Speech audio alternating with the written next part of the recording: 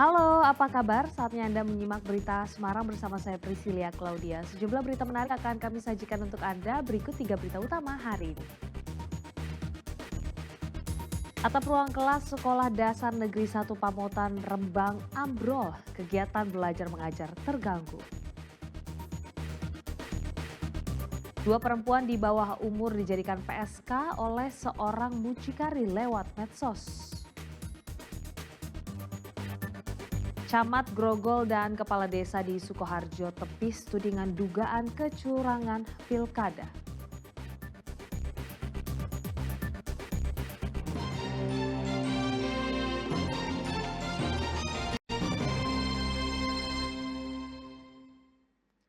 Atap ruang kelas Sekolah Dasar Negeri 1 Pamotan Rembang ambrol usai diguyur hujan lebat dan angin kencang. Akibatnya kegiatan belajar mengajar terganggu karena para siswa harus pindah ke ruang belajar lain. Kondisi ruang kelas 5A SD Negeri 1 Pamotan Rembang memprihatinkan usai diguyur hujan deras yang disertai angin kencang. Atapnya ambruk, sehingga ruang kelas tidak bisa digunakan untuk kegiatan belajar mengajar. Untungnya kejadian itu terjadi pada 21 Oktober malam, sehingga tidak ada korban jiwa. Hingga hari ini ruang kelas belum diperbaiki dan belum bisa ditempati. Siswa dan siswi terpaksa belajar di ruang lain. Atas kejadian ini pihak sekolah sudah melapor ke Dinas Pendidikan. Terus sudah ada tanggapan dari dinas, Bu? Tanggapannya bagus, akan segera ditindaklanjuti katanya. Oh. Terus di sini kelasnya berapa siswa biasanya digunakan? 280 siswa, setiap kelas itu ada 2 ronde. Ada 2 ronde kelas. Kelas 1 AB, 5 juga AB.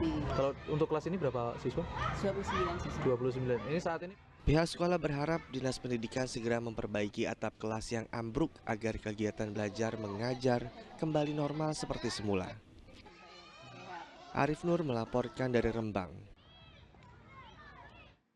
Seorang pria yang merupakan mucikari ditangkap di sebuah hotel di Jepara. Tersangka ditangkap karena mempekerjakan 2 perempuan di bawah umur sebagai pekerja seks komersial atau PSK.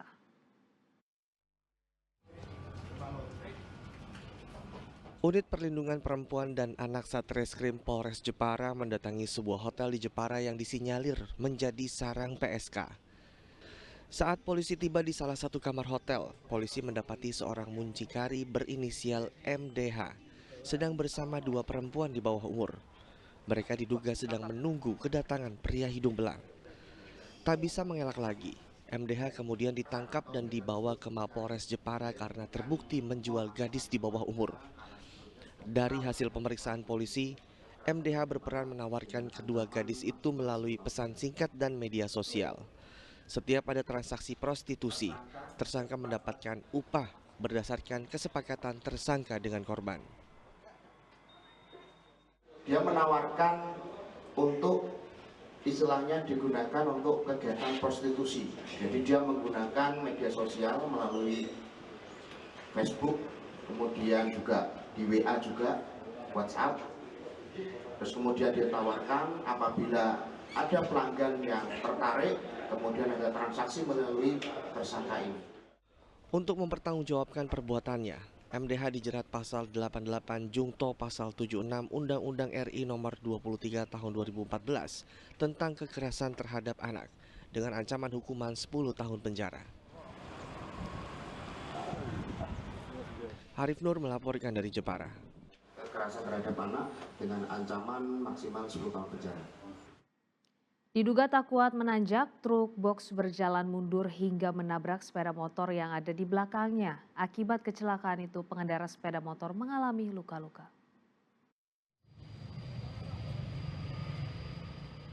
Kecelakaan antara truk box dan sepeda motor terjadi di Jalan Raya Desa Gantungan, Jatinegara, Kabupaten Tegal.